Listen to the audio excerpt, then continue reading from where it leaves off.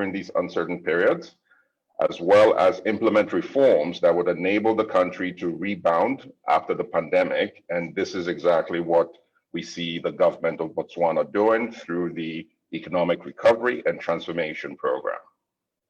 So there are four main areas that I'd like to explore that Botswana can work on in rebuilding a resilient economy. The first one is linked to undertaking necessary reforms to attract private sector operators and capital. The emphasis here is not just on capital, but also operators, because there are competitive value chains in Botswana that can be explored to actually serve the whole African continent. With governments worldwide, including in Botswana, investing huge resources to keep households and businesses going while fighting the pandemic from the health perspective, there's only so much left to invest in needed infrastructure. And infrastructure, I'm talking about the digital disruptive technologies that is part of the theme of the conference today: energy, transport, water. And all of this tend to be the bedrock of any economy. Government has to make deliberate efforts to create the necessary enabling environment to attract private sector operations and investment into the key sectors of the economy.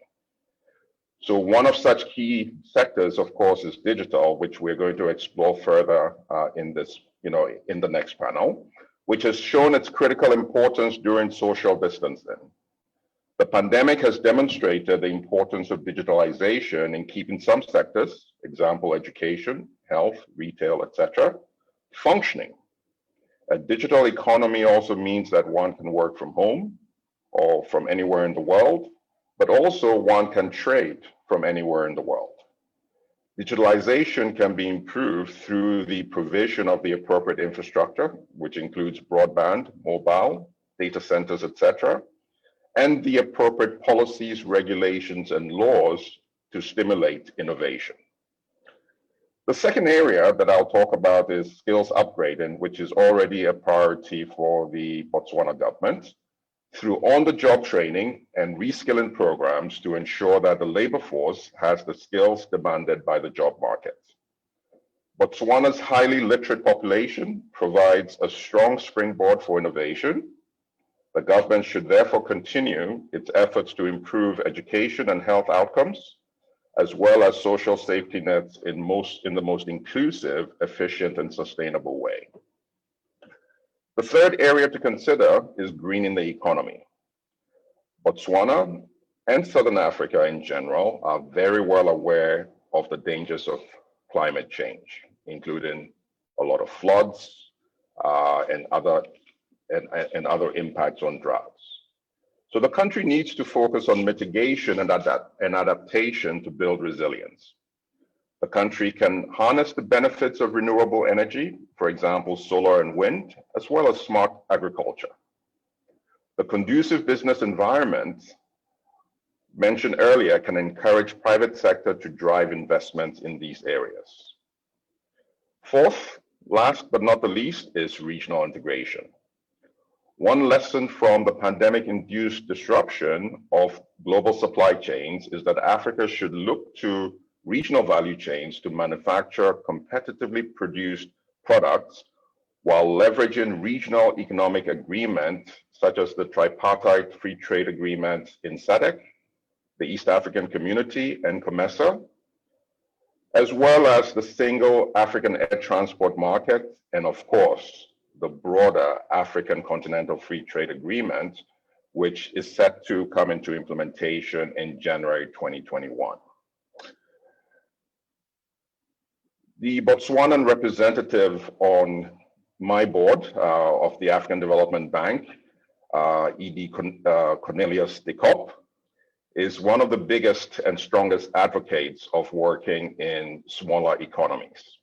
So I will be remiss without giving a practical example to what I am saying. Those of us who love beef and are great connoisseurs of beef know that even though South Africa and Zimbabwe claim to be the best producers of beef in Africa, Botswana actually produces the best quality beef in Africa. But this is relatively unknown, and this is what we need to change. However, I cannot find Botswana branded beef when I travel in East Africa or West Africa, or even when I look for halal meats in the Sahel and also North Africa. This is a time to prioritize the beef to leather value chain in Botswana, attract key private sector operators like JBS and Minerva Foods from Brazil to relocate global production into Botswana, taking advantage of the Botswana breeds to serve the rest of Africa and the Middle East. I personally experienced the potential of the beef industry when I took Africa's biggest industrialist to Brazil to meet with Minerva Foods, which was a client of mine in my former institution. And it was phenomenal to see how every part of the cow never goes to waste, and that Minerva is able to supply meat and derivatives to 5 continents. So once again, this is a practical example of what can be done. And I admire and commend the government of Botswana for its economic recovery and transformation plan. But if I were to provide some advice on behalf of my institution, I will quote the former Prime Minister of the UK, Tony Blair, who spoke at the African Development Bank's Kofi Annan Speaker Series yesterday, and who said for appropriate implementation and delivery by government, there are 4 Ps. And the 4 Ps are prioritization, policy, people, and performance management. And he emphasized prioritization. And part of the point he was making is we may have comprehensive development agendas, but we cannot do everything at the same time. And you run the risk of not being successful at anything if you try to do all simultaneously. So let's focus on really where Botswana can be competitive.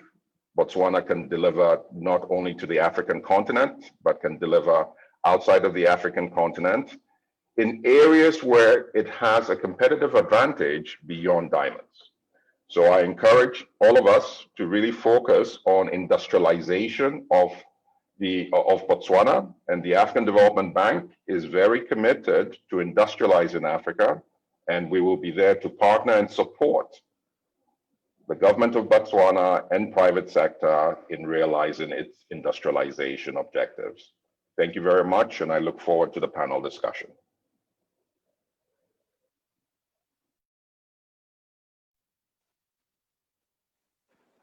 Thank you, Solomon, not only for a great presentation, but also for keeping to your promise of making it easier for myself by lessening the time from 15 minutes. Key points came out very strongly. 4 main areas: private sector reforms, skills upgrade, food security, including looking to climate change, smart agri, renewable energy, and the last of the 4 being regional integration and value chains. At the close, Solomon, you mentioned 4 Ps, including prioritization, people, performance management, but key to this being prioritization. To start off this panel discussion, I'm going to pose this question to yourself, Solomon, and saying, be familiar with Africa and emerging markets and the rest of developed economies. If you were to give advice to the government of the day of Botswana and say which sectors, if you were to pick 2, or say these are the sectors that if you were to put through all your investments in terms of creating a business pipeline, a project pipeline, this is where you stand the most to create that sustainability resilience. Which 2 sectors, Solomon, would you recommend? And in answering that question, if perhaps you could also give 1 or 2 words of wisdom or how those can be enabled from a triple P perspective, from ensuring that the public-private partnership is elevated and is a key component of that creation of a new economy being private sector-led. Thank you, Solomon.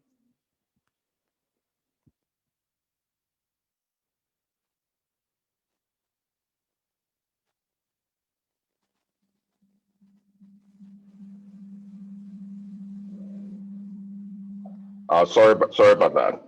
No, thank you very much.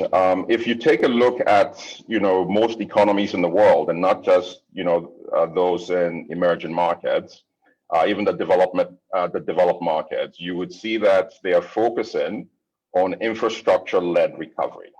So infrastructure, will continue to be very important for Botswana. It's an area that we have prioritized in our strategy, in our country strategy with Botswana.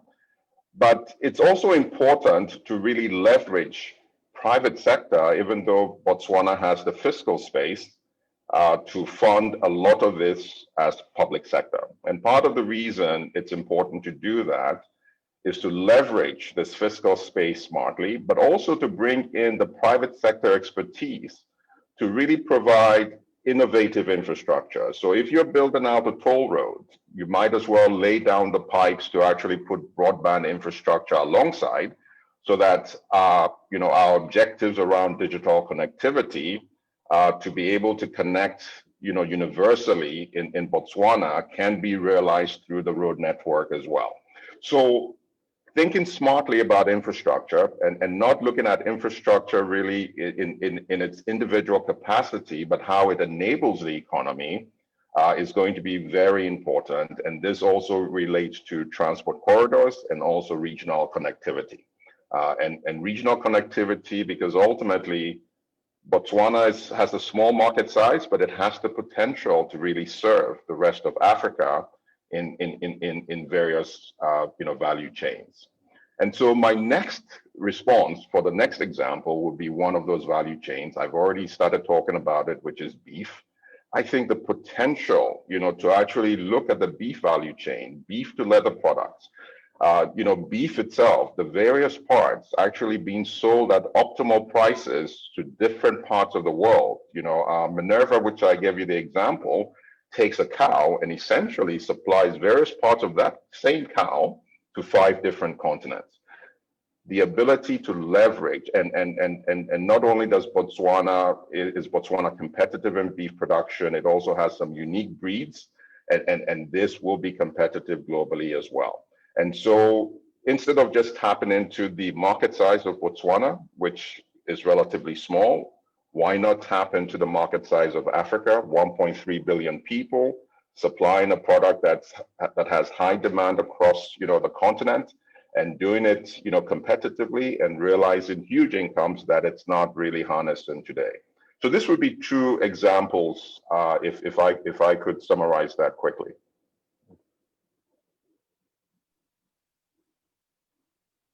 Okay, thank you, Vice President Solomon. Mema Sarabi, I just have to start with you. Ray Solomon gave his thoughts on what could be prioritized, what the focus areas could be. We do have a diverse audience of business personnel who are looking forward to what the environment looks like. So what are we doing, Member Sarame, to ensure that business facilitation and ensure that the ground is indeed fertile, very fertile, for an ever-changing business environment? So what should these potential investors, current investors, and the ones we can create in the future, and what could they look forward to for this economy that we are building that is resilient and self-sufficient? How many minutes? Thank you very much. And good day to everybody here and online. I think let me also take a moment to thank Mr. Solomon Quino for that insight. I think I find it quite interesting, even the value chains that he mentioned. I think before I go straight to the question that you asked, just let me also emphasize that I think going forward, one of the most important things is to ensure that we restore, if we can, what we used to have before COVID. That is why we have the Economic Recovery and Transformation Plan. And in that plan, we have the Industry Support Facility that will assist the companies that are already in operation in Botswana. This is just a testimony that as government, at any point in time, we should be ready and prepared to facilitate and to support business and industry. Now, in terms of the environment, some of the key things that we'll be looking at, we've had to relook and rethink of our industrial development policy. We are currently reviewing the industrial development policy, and we do hope that we will complete the review next year, because we have to ensure that it is aligned to the current realities, including what support, what initiatives, what incentives do you need to put in place to support industries. Just as an example, one area where we've really been a bit slow is providing export incentives to some of the companies, because as you know, as Botswana, we want to be an export-led economy. And some of the challenges being 1,000 kilometers away from the sea comes with logistics, transportation costs. So export incentives are just some of those issues under the industrial development policy and investment promotion that we should be looking at. The doing business environment, this one we need to continue. This past year, we've passed a number of legislation, a number of laws to improve the doing business environment. We started implementing the revised Trade Act and the Industrial Development in June. And in these few months, we've been really monitoring the challenges, and we're about to make further refinements to ensure that we really provide environment that is enabling. And it has to be, it is critical that we ensure that we are responsive as much as possible. The solutions that we provide as business and government, I think partnerships are critical going forward. I don't have a lot of time, so I'll just say the solutions that we must provide to whatever problem we have also to ensure that we are inclusive. That is why in the Economic Recovery and Transformation Plan, the Industry Support Facility includes 100 million pula for the informal sector, because that has been a sector that has really not been getting a lot of support. Regional integration, critical for us as members of SACU, SADC, and we are, this morning, the tripartite ministers of trade are meeting. Later next week, it will be African ministers of trade. So regional integration is one of those critical areas. And here we are looking at developing value chains, not just local value chains, but the regional value chains, so that we can take advantage of the market that is available in the three RECs and even in the whole of the continent. ADB, we look forward to the partnerships, because as government, as much as we might have some fiscal space, but we do need our partners in terms of the funding, in terms of the experiences and the technical assistance, so that we can assist and facilitate our industry. I think let me stop here for now. I'll cover other issues later on. Thank you.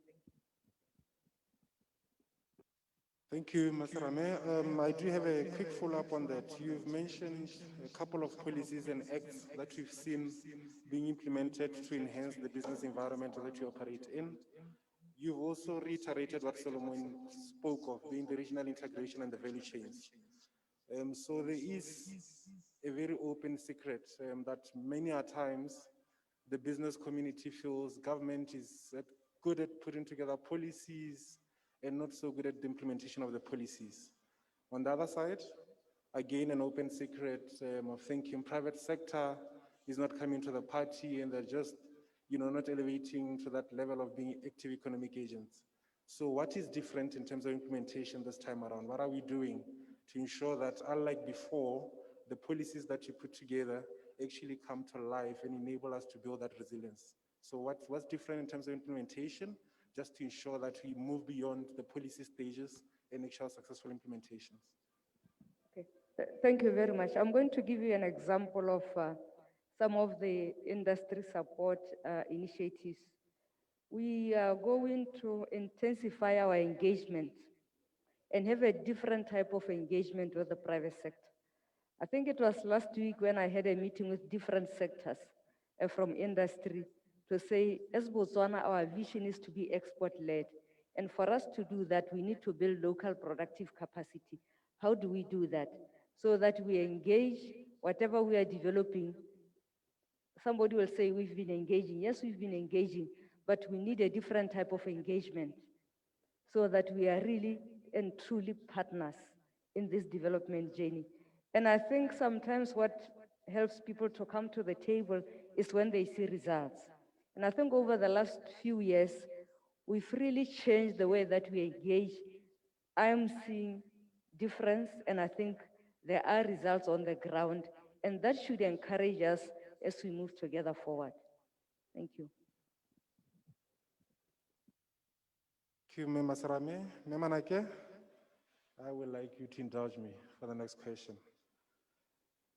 Both Solomon and Mme Masarame keep reiterating the value chains and regional integration. You come from a ministry that is looking at ensuring that self-sustenance is created, and not just created and protected and enhanced.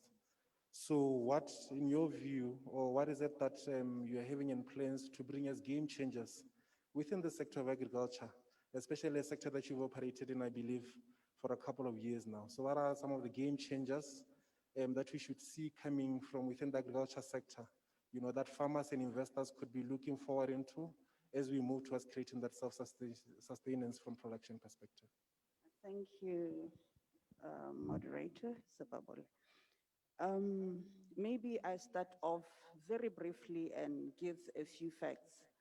Currently, Africa is estimated to be importing over 35 billion worth of food annually. Come back home. In, in Botswana, we are importing over $800 million of food annually.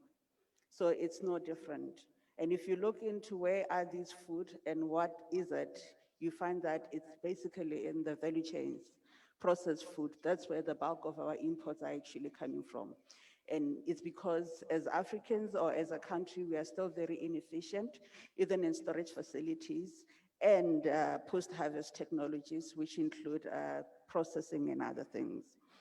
But what I wanted to also talk about is what we are doing or what we've woken out of during the COVID era, which made us realize that we do have some capacity to do different things, but we have to start being disruptive. As most of the time as our country, we were told that we cannot cultivate or rear certain agricultural produce. But now it was a time for us to say, if as a net importer and most of our food getting from South Africa, if there was going to be a time whereby they have to concentrate on feeding their own economy, what is it that we were going to do as a country? And then we did a production capacity analysis of where we have capacity and what we are actually going to do regarding that capacity. And we zoned our country into different production zones, which I will briefly actually talk about. But upon doing that, we also did what is called categorization of our farmers. Who are our farmers and what are their profiles and what do they require? How do they actually assist us to improve our production capacity at what rate? And that's when we came up with innovative, should I say innovative or disruptive financing, which some of it we will actually be implementing with different developmental agencies and some commercial banks such as CEDA and NDB. These are basically meant to increase production, and once the production is increased, we'll actually be able to go through the different value chains and also be able to export some where we have capacity to export. There's actually a lot of capacity that we have as a country. Like I said, we have been very conservative and specifically focusing on the beef industry, which I believe as a country we've done pretty well. And now we are actually exploring the whole value chains like the leather park, which we are about to launch in Lobadze.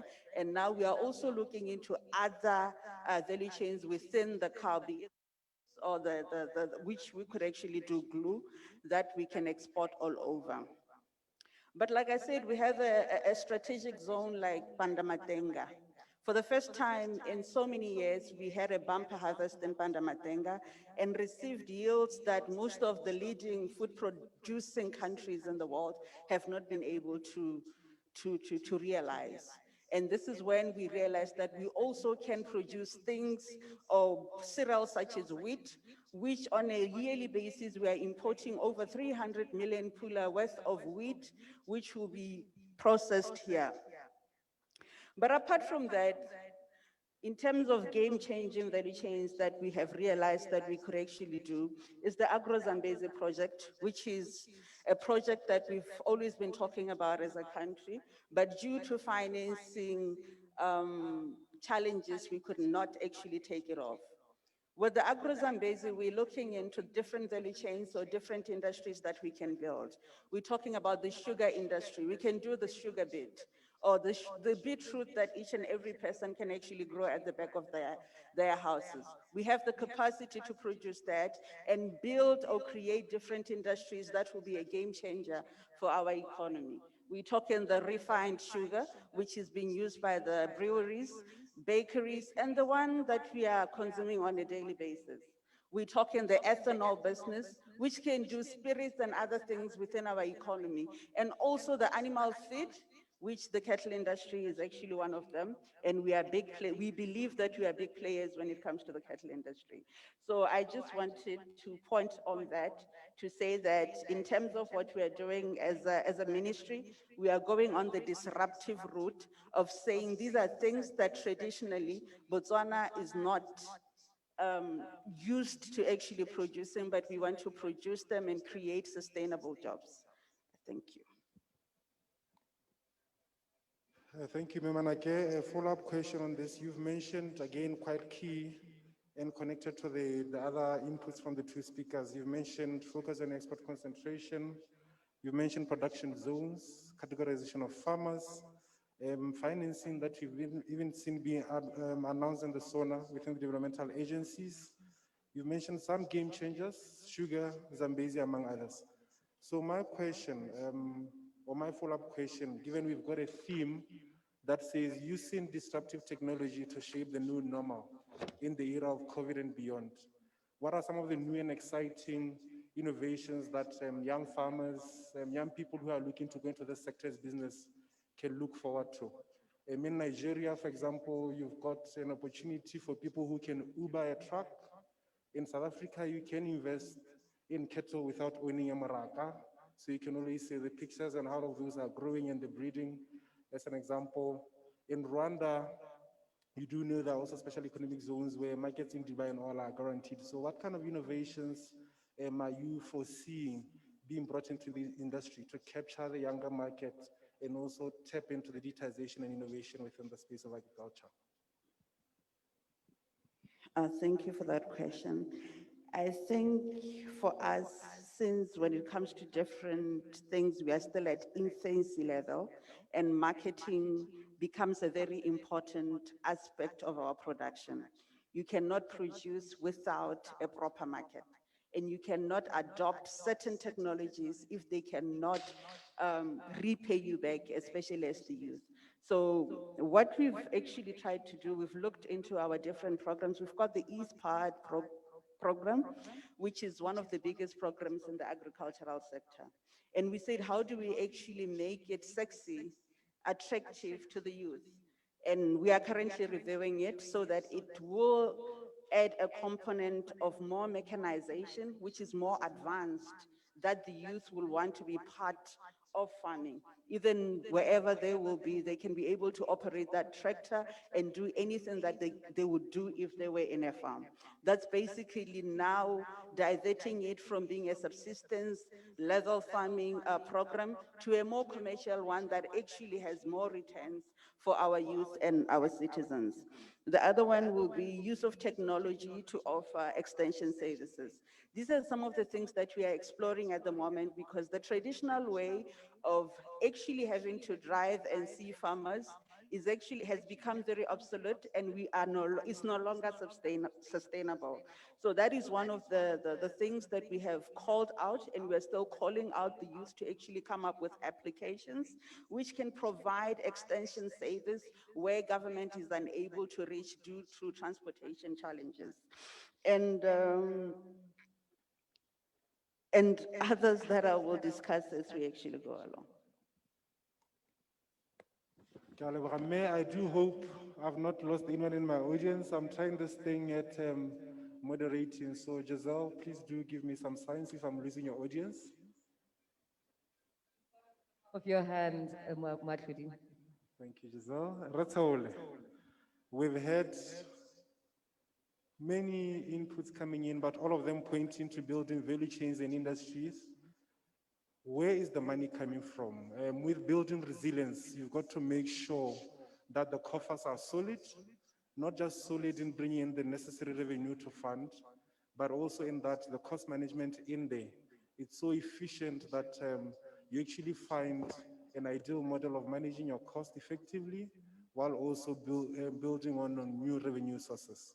So given all of what the previous speakers have alluded to in terms of the focus areas that we could have, how does Botswana position itself for that resilience building and self-sufficiency from a funding perspective, from a project implementation perspective, as well as just ensuring that we do get the returns we envision from some of these investments that the panelists have envisioned? How do you build the resilience with our coffers?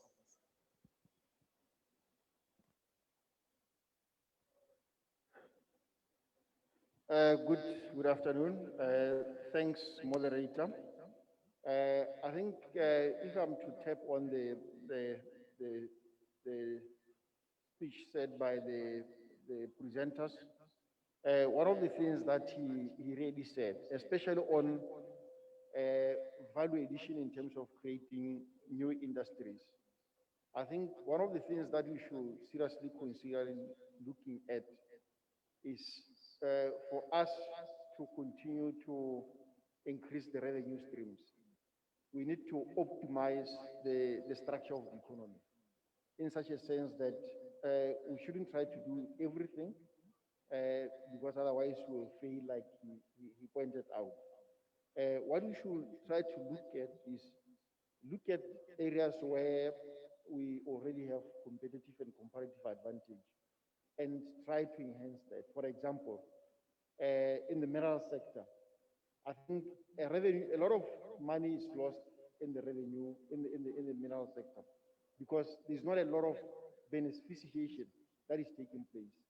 But if you are to look at much more to beneficiate the mineral sector, it will mean that government will be able to source some revenues from that sector because there will be streams of income coming from that sector instead of taking raw materials just as they are.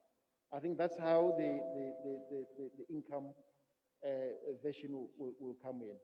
But I think one of the things that really in terms of dealing with the cost, especially given the pandemic, because what the pandemic have really done is it have actually worsened the slowdown in terms of economic growth. There was already economic growth happening, but the pandemic only worsened things. And therefore, government, I think as a matter of urgency, or the economy as a matter of urgency, should really embrace triple Ps.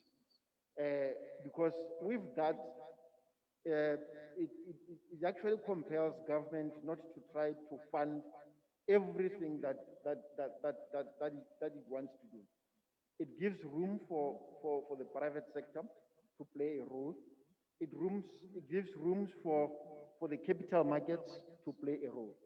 I'll give you a typical example.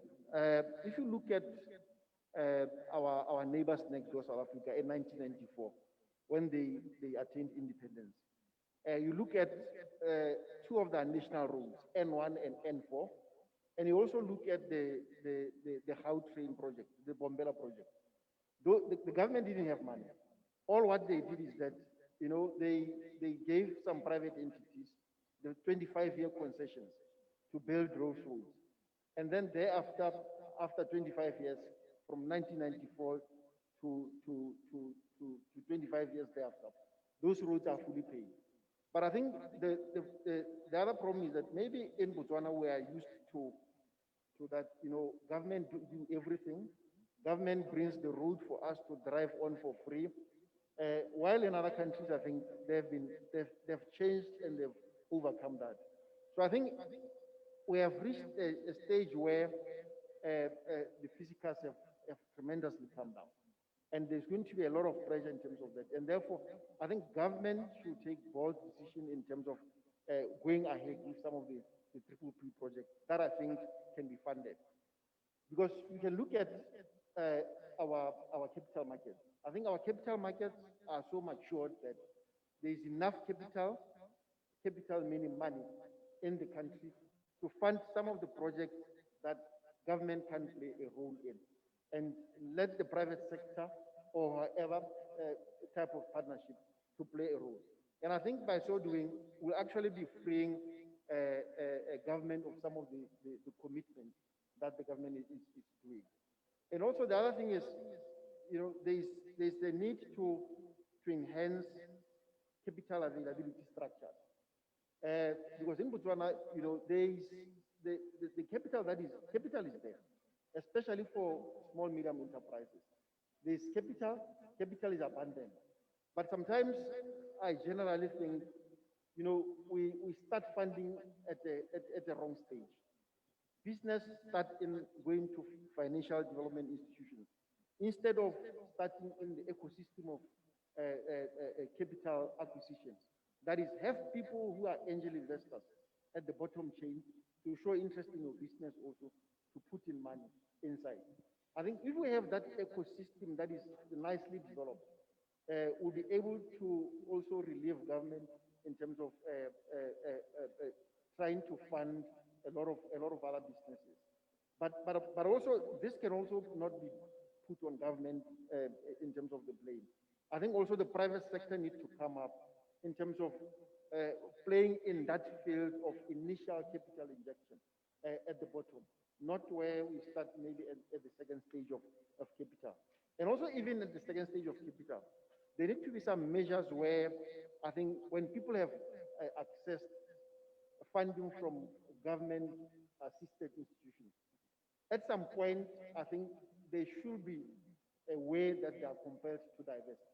They can divest in the stock market by listing those entities and then repaying their loans so that the cycle can also start again. Because one of the things that we are also blessed with in the country is the availability of capital. We export about 60% of our capital to outside the country because of unavailability of domestic investment opportunities. So I think that ecosystem, I think we need to interrogate it more, and as government maybe just formulate policies that are conducive for things like angel investing to be thriving into the market.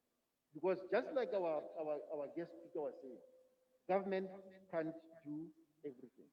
And it's unfortunate that I think historically, as Botswana for the past, since independence, we've always believed that government is going to help us. So I think the pandemic is an advantage for government to face Botswana and let them know that, there are other things that government can't do.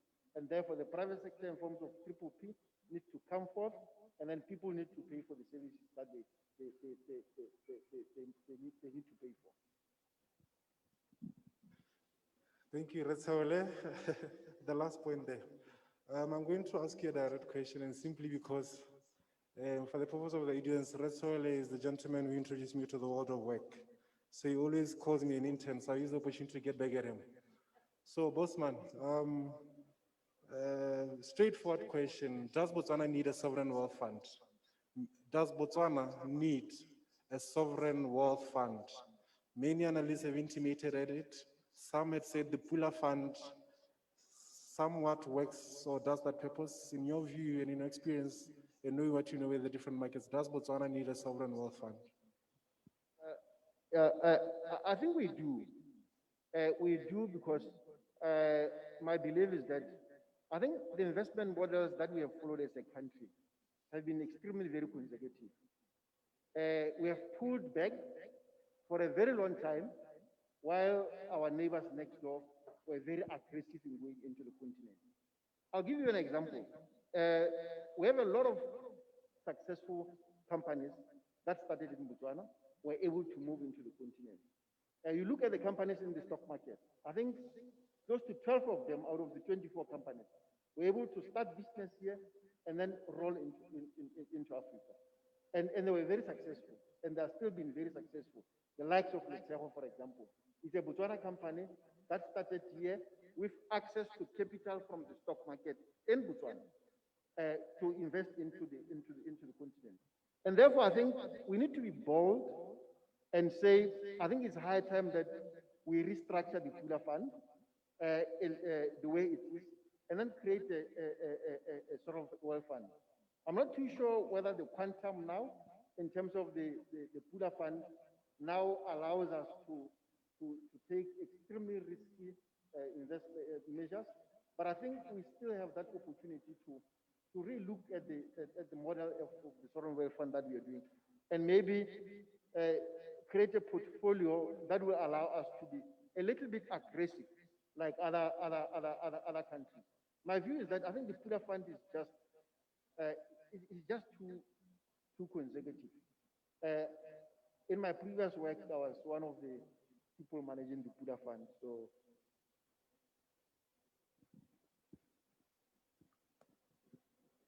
Martin, I hope you can hear me.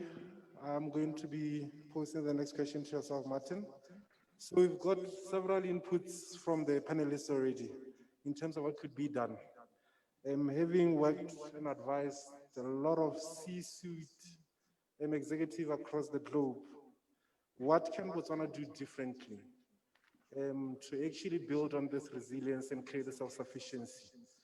Given all of the inputs we've had from the panelists today, what would be your advice, same as you advised many executives across the world and policymakers? What do you think Botswana can do differently to achieve its mandate and ambitious plan of building self-sufficiency and reliance? Well, thank you very much, and thank you all for thank you kindly for the opportunity. I'm going to mimic Solomon and keep my remarks somewhat brief, if I may, but just a couple of points to make. Firstly, and what has been said all too often, COVID-19 has certainly acted as an accelerant, has brought the future almost to the present. I think that's certainly the case in our part of the world. 3 points, if I may, sort of the macro. We talk about resilience, you talk about agility. These words have all been mentioned, and very rightfully so.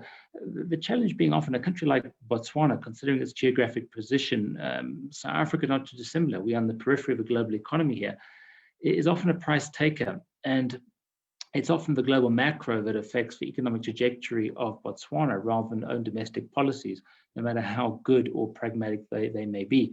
But if I may just share some thoughts briefly on the macro, is firstly, the future post-COVID, I'm afraid to say, is divergence. We are not seeing as we saw rewinding 10 years leading up to just over 10 years leading up to the Western financial crisis, where we were seeing an emerging market convergence with the developed world. I think the future for us is divergence. We tend to focus more on inequality between countries, when the reality really is in increased inequality or within countries. The reality is rather inequality between countries. And I'm seeing almost a retraction, a withdrawal of global capital away from the South, the global South, towards the North. Think centered around North America, the US, the European Union, and a China, Japan-centric Asia. And Latin America, Africa, and to a lesser extent, South Asia is increasingly being capital marginalized, if that makes sense.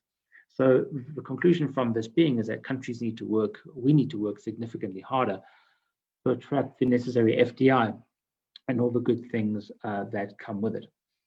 Secondly, the global recovery that we're starting to see is what The Economist magazine has called the 90% economy. I think this is very true. The recovery is stalling, and we're not going to get back to 100% or back down to maybe 80, in some cases, maybe even 90 in the developed world case. And as was mentioned earlier, we lack the fiscal headspace in this part of the world to spend our way out of a recession/depressionary type environment. The last point I'll make is about on macro is South Africa. it's so unfortunate. South Africa should be the engine room for the region and continues to misfire. We are in desperate need of structural reform. And if these structural reforms do come through, that would be a very good tailwind to Botswana's growth going forward. And echoing what Solomon said earlier about infrastructure spend, what I expect to see, and this is some good news come Q1 next year, is some liberalization of key infrastructure assets traditionally held by the state and largely mismanaged in South and Southern Africa, South Africa particularly. Think rail assets, think port assets. And I think as we start to see, as the minister was saying, very much emphasizing on private capital and PPPs, as we see private capital not being so much squeezed out, but rather welcomed, and private investment into infrastructure in South Africa will certainly be a tailwind for the region. Maybe not a game changer, depends on how rapidly it takes place, but certainly one of the few positives around structural reform we are seeing currently in this environment. So, and I think the last point is, and I'll make, is that, you know, we all tend to default in this part of the world toward resources. All the conversation this morning has been around resources predominantly, and you know, it's relatively easy to do that and expect it. What we really should be aspiring toward, and the minister said it very well, disruption, is how do we become more service-oriented, service knowledge-driven economies? The challenges for Botswana, small country, geographically comparative disadvantage, and really, as they're dependent on single, not so much a commodity-driven economy, as a single commodity-driven economy. And how do we start thinking about exporting services? Of course, tourism has been significantly hit in Botswana in recent times for obvious reasons. But how do we start to build sort of knowledge economies like the Singapores, like the Israels, the poster boys, if you will, for diversification and service success? And a lot of that will be based also on attracting the necessary skills into Botswana. But yeah, so to answer the question, resilience, I think the concluding sentence from myself is, if we think back to the 1930s, the question is now, I think everyone is saying, is what is the role of the state in terms of driving this recovery? Is it more enabling or is it more interventionist? And I think it needs to be more enabling. That reveals my ideological leanings perhaps, but many states, including here, in South Africa, talking about more intervention. We can talk about import substitution. Of course, there's some opportunities for more localized supply chains, but I think this we have this dichotomy in Africa. We're talking African Free Trade Agreement, which is a real game changer, using that phrase earlier. But at the same time now, in recent months, we're talking import substitution. You can't have both at a national level. So regionally, we talk free trade. Nationally, we talk import substitution. We need to reconcile those. And my very last point, sorry, is this is to an extent deja vu. I was, and I often talk about it, the most accelerated learning period of my life was I was living in Seoul in 1996 through 1998, the height of the Asian financial crisis. And it really was a crisis. It was dramatic. And what did the country do to reposition for long-term success? It was around reform, pro-business, pro-capital, restructuring, structural reform, fixing cronyism, and then moving ahead and welcoming, as I said, foreign direct investment, increasingly opening and all the good things that come with the capital beyond just the money. But those are the true lessons, I think, that stand out for me for countries in these times, or not entirely, but almost unprecedented times. Thank you very much.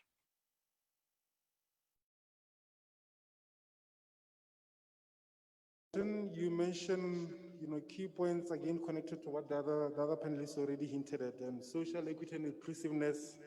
I think is something that I heard you mention that was not mentioned with the prior speaker. So, in that same instance, what would be your advice for Botswana to build this resilience in an inclusive manner? And I purely ask this because the country is working towards Vision 2036, which speaks to a high-income economy, and as you know, we're an upper middle income, whereas other matrices has not equally grown in that direction. When you look at your unemployment, when you look at your average wages, when you look at your poverty, your inequality, income inequality. So how do we restructure an economy that will achieve high income in an inclusive manner, such that where we've fallen short, we are able to fix that as we move into the path to high income. So what would you advise there, Martin? Thank you. Well, if I may say again, I'm not an expert on Botswana, but just some observations. Is that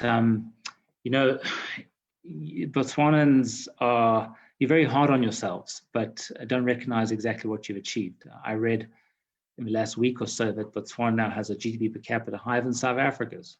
You have excellent governance, a great track record of governance, and that stands out certainly amongst many other countries in this part of the world, amongst many others. The sovereign rating of the country, the sort of respect that capital shows towards Botswana is something to be applauded for sure. But I think, again, I come back to the comparative disadvantage of geography. We're in the periphery of a global economy, a very big country and territory, very small in population. But I think to start to, and again, these things are often socially, politically unpalatable, but economically necessary. Look at a country like Japan, a country which is on a per capita basis becoming wealthier purely because the population is in long-term decline, and Japan seemingly will never embrace mass immigration, for example, like the US would or Germany has in recent times, purely to lower median age and thus drive growth through the demographic effectively. What's Botswana's immigration strategy and how does that play to economic policy? How does Botswana really attract talent? What is the real talent you want? And I think there's countless opportunities. I give you a hard-hitting sort of example. South Africa, where we've attracted or received, and this is a very much of a neutral statement, probably the biggest intellectual capital injection in South Africa in the last generation has been Zimbabweans coming to our country, seeking economic opportunity. And that has significant, I would argue, net positive impact, especially on the financial services sector in our economy.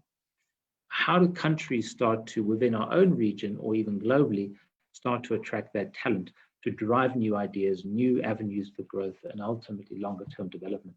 I think for the small countries like Singapore, for example, very small countries, again, these are countries that have been, or city-states that have been driven, Dubai, another case, has been driven entirely, the economic model is entirely based upon the attraction of talent. And I think that's an economically necessary, but often socially, politically difficult conversation to have within the leadership of many countries. But it's something that for me would be a possible, using your phrase, Chair, game changer, or certainly something that'll move the needle in terms of encouraging new ideas, new thinking by attracting this, and it's not so much capital that Botswana requires, financial capital, it's ultimately the most valuable capital at all, and that is intellectual capital. Thank you.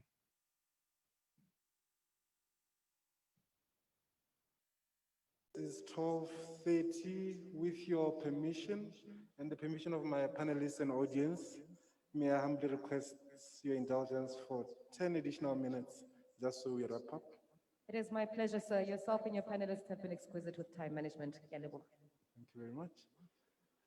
So, if there is a question on the floor, we'll take one brief, short, precise question. I've already seen one coming up online. We're also on Zoom for the session. So I've seen one coming up online. It's for you, Memana. Again, I'll come back to it in a minute. But I'll start with you, Solomon, as we move towards wrapping up our session and ask.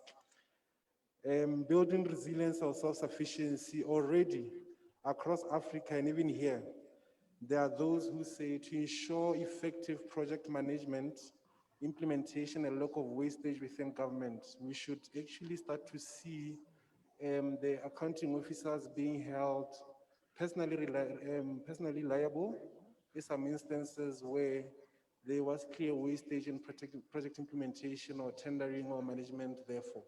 So I would like to pose this question to you, Solomon, and say, as we build resilience and ensure that we close the taps where there are leaks.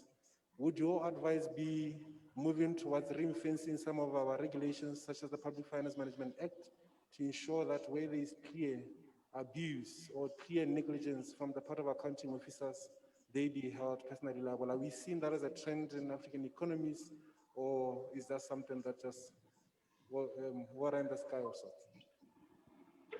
Okay, so Chair, once again, while I visited Botswana, I don't know the details of its public financial market management acts and all of those other details.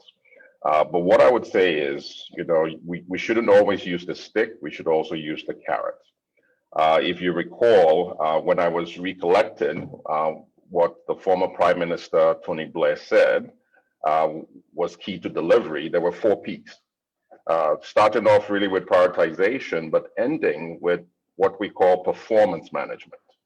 So performance management is something that really trickles down from the top, and it means that for all the ambitious programs that government actually implements, there has to be really a feedback loop that continues to really monitor performance relative to the original objectives. That gives you a chance to really correct things in real time.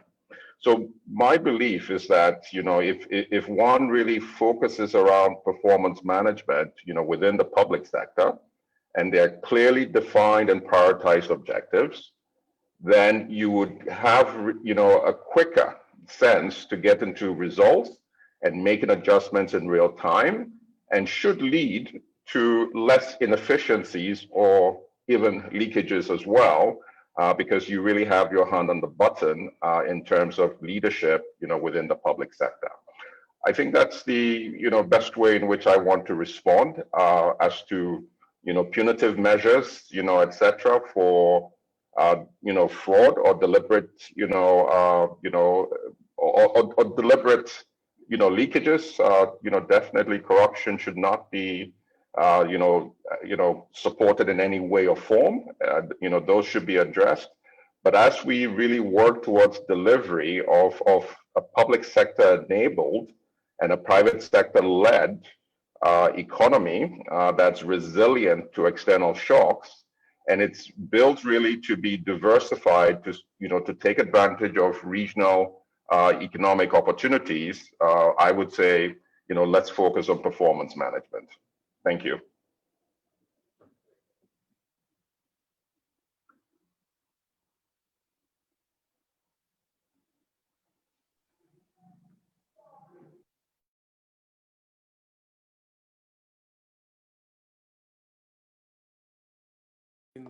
As you were engaging with the audience about the developments that you are seeing within the sector of agric. And the big question coming there is really Botswana, how do we play a role? And this is when we're talking about the game changers that we are seeing, the Zambezi's projects, the animal feed, the sugar industry. So someone sitting at home, putting together a business plan to submit to CEDA or NDB or any of the entities out there are asking themselves, how do they play a role as potential players in that industry? Thank you for the question. I think it's very important that I'm sitting here next to the Minister of Trade, because it's something that we are always talking about, that we expect our farmers or our citizens to think outside the box while they don't really know what is inside the box. And one of the things that we would really love to do, or we are doing, is to exposing different business opportunities along the agricultural value chains. And that is basically what we are doing. And very soon we'll be launching something with them, with the Ministry of Trade, which basically guides and shows where there's potential that could actually motivate import substitution and create quality jobs and wealth for our citizens. I thank you. Thank you, Mama. I get that was a question from the virtual audience. I do hope my audience online, that response is noted. There is a question from the floor. As I said, I was going to, in the interest of time, take one virtually and one on the floor. So gentlemen there with your hand up, please, by introducing yourself as well as indicating who you are posing the question to and keeping it to a sentence. Thank you.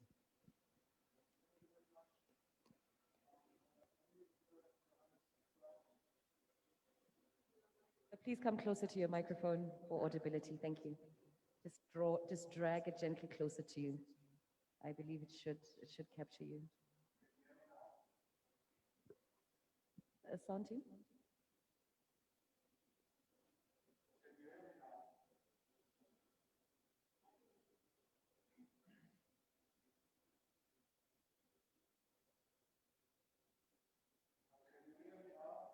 Your patience, I believe the sound team is urgently restoring the volume to maximum, perhaps? If you could just say hello once again there, sir. Just a quick sound check. We can hear you. Error. I'm a dairy farmer, a special dairy farmer, a donkey dairy farmer, and Minister of Trade.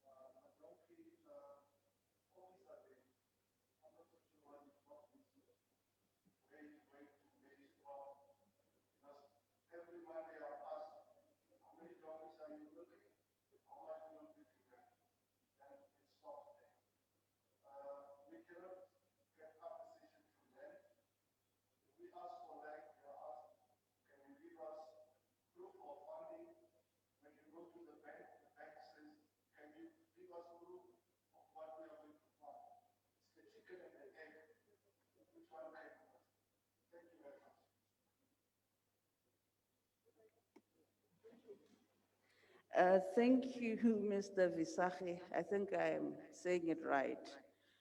Fortunately for you, as I've said when I gave my opening, to say that we have analyzed the whole different agricultural sectors and we have identified the ones that we actually do have potential over.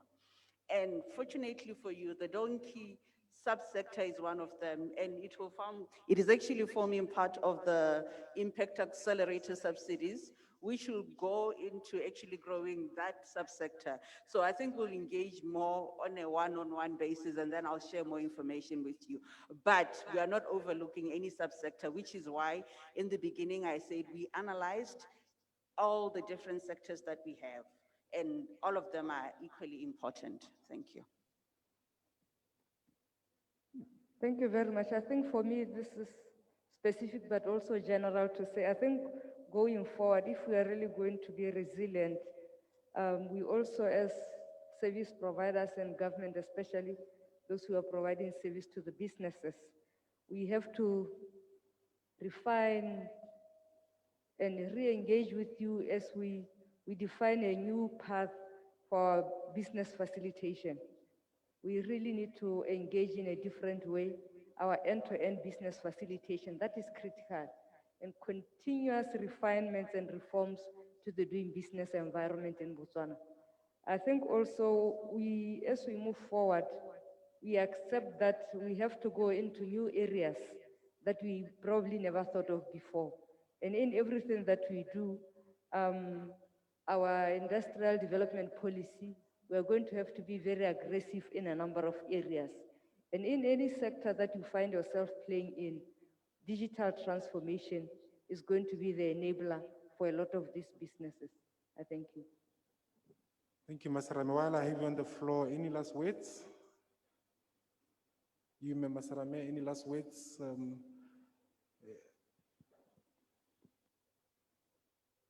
My last words is just that I think this is the beginning. Let's continue to engage and really for us to build the resilience that we need. I think with COVID, it is very clear. Even as we talk about value chains, global and regional value chains, you have to start with the local value chains. Those are critical. And then you use those to build on to access the regional and the global value chains. And partnerships in all its forms also is very critical. And at any point in time, the world is changing. Let us adapt and be responsive. Thank you. Thank you. Martin, I'll be crossing over to you in a second for your last words. Retsaole, what will be your last word? Building resilience, creating self-sufficiency. What will be the punchline that you want to leave your audience with?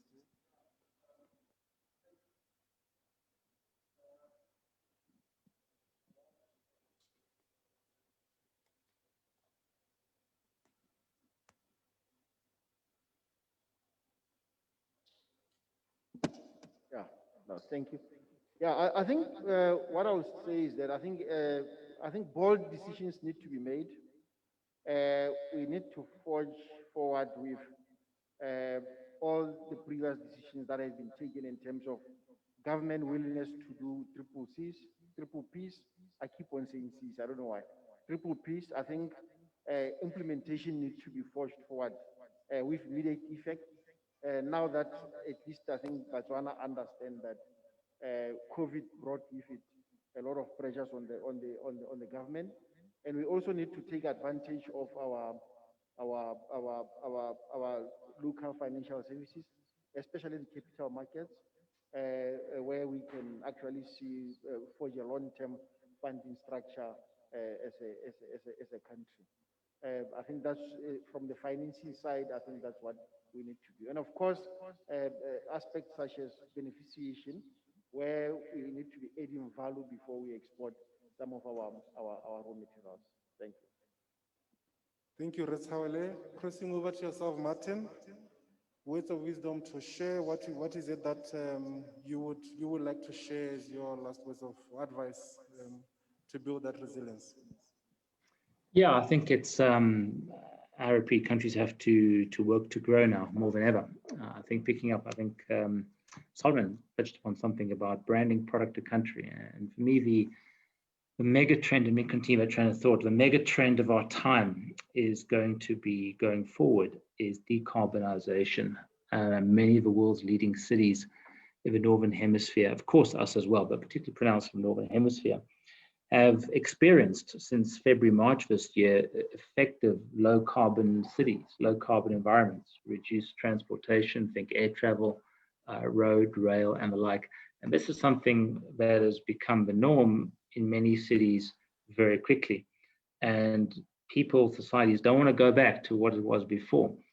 So I think the pressures towards decarbonization, the obvious pressures of climate change will force a energy competitiveness on companies and countries.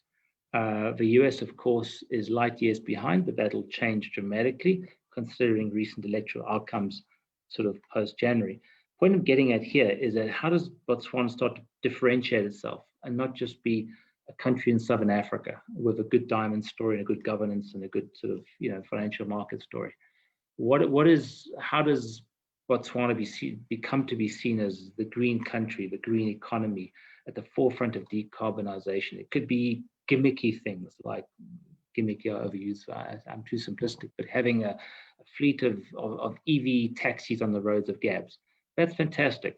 It's maybe a little bit gimmicky, ain't gonna change the world, but it's a great story. And start to do things like this. We start to differentiate the country in the eyes of capital and pursue, and the word was used earlier, and I'll repeat it, sexy areas of new growth. And how do we start to think about those and brand the country that is aligned to this emerging mega trend in this emerging post-COVID world? Thank you very much.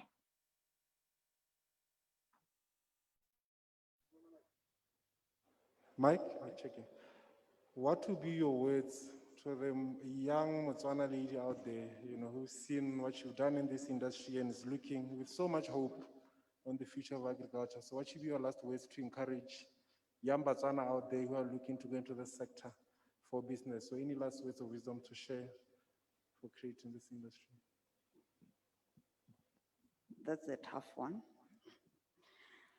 I think what I would love to tell them, or my vision towards it, is that agriculture remains the green diamond of this country, and there's a lot of potential in it, especially if you look into the different value chains that are there.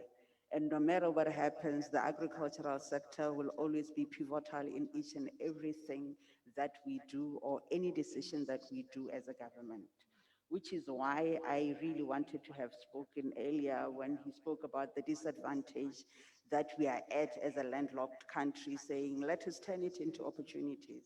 Let us turn it into opportunities whereby we'll be able to actually produce food and process for other markets across Africa and the world, knowing that the world population will be about 9 billion in 2050. And that's basically when they say, hore, Africa will be feeding the world, they basically mean the southern part of Africa. And the southern part of Africa, they're talking about us.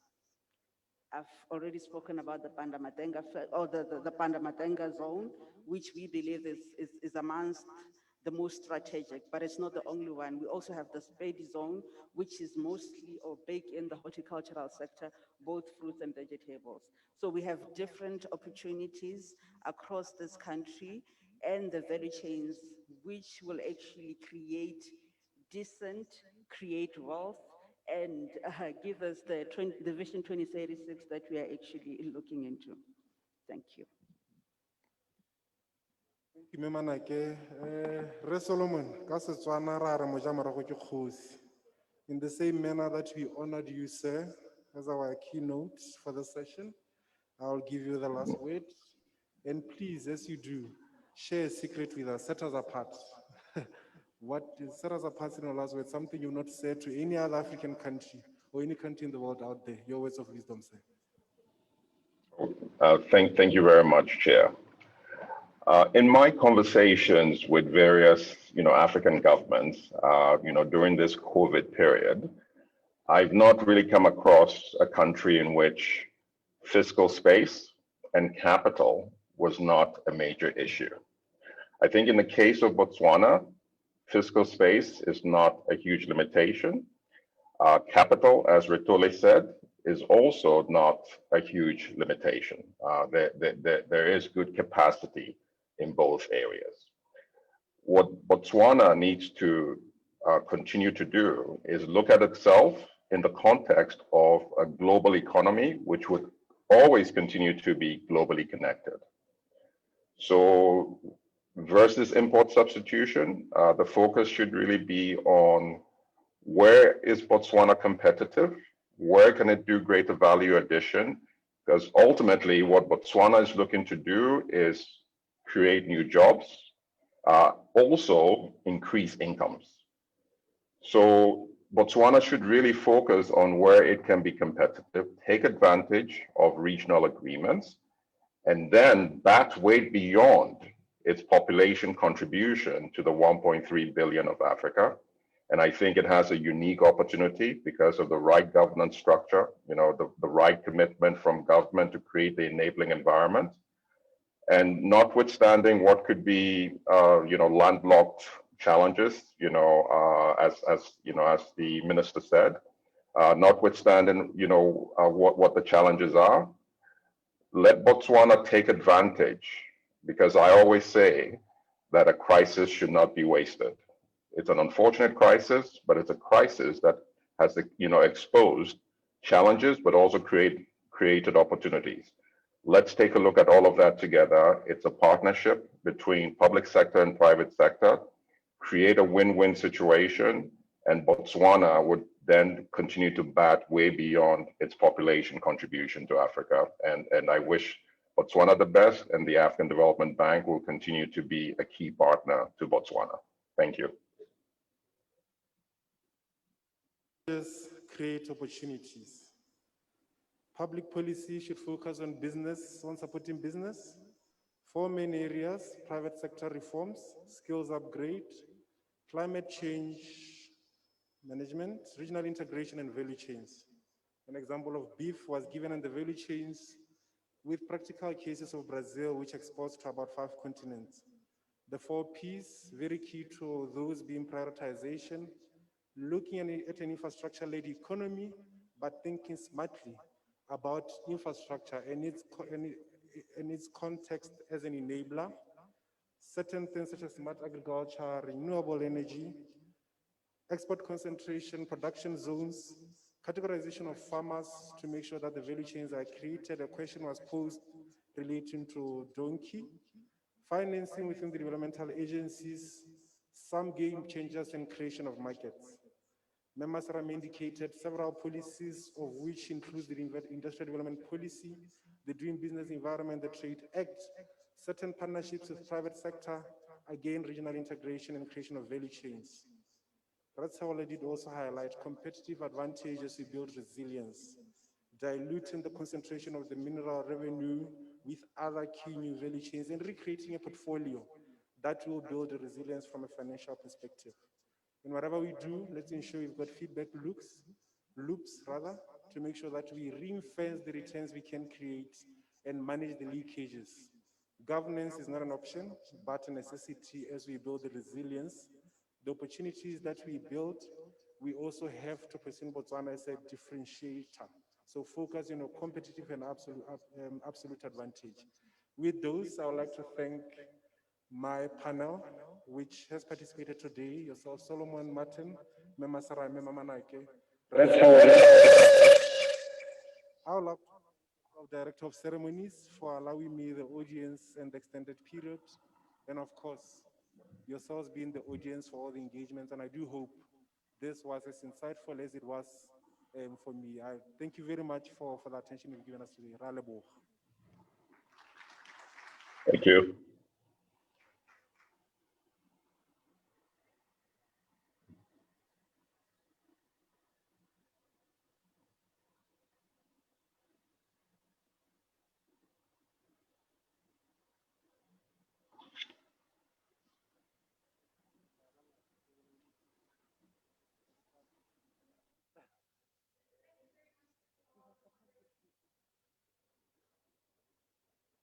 I do hope, Giselle, that there are virtual gifts for Solomon and Martin. As I see some physical stuff making its way to the stage.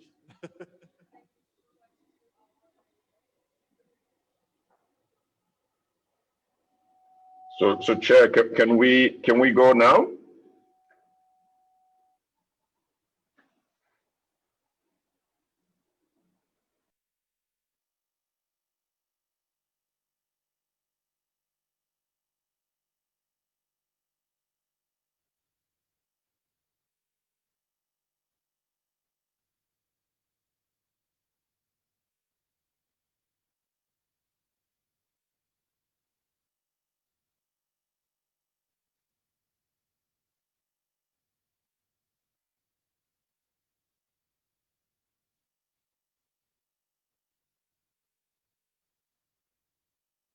Ladies and gentlemen, sounds like my handheld microphone has had enough of me. For a very insightful session indeed. You've already thanked your panel. I shall not repeat your work. However, as you can see, our Chief Operating Officer is on standby with his delegation to present to yourself and to your panel tokens of appreciation. I'm going to take a safe guess on behalf of our virtual panels that you guys will find these gifts waiting for you once the dust settles and you're able to return to one of your favorite countries in the world. Thank you very much.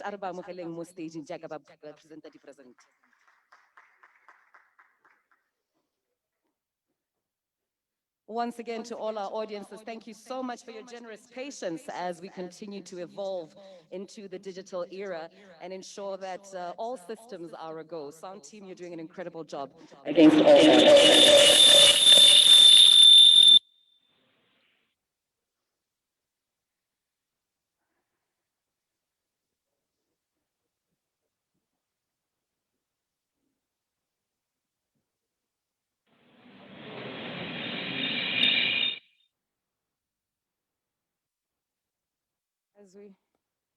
Are we back on mic? Well, as you can notice, the Chief Operating Officer and his delegation are presenting tokens of appreciation to our moderator as well as our panel. and I hope that they were able to secure the photo opportunity that they were looking forward to having. Thank you so much.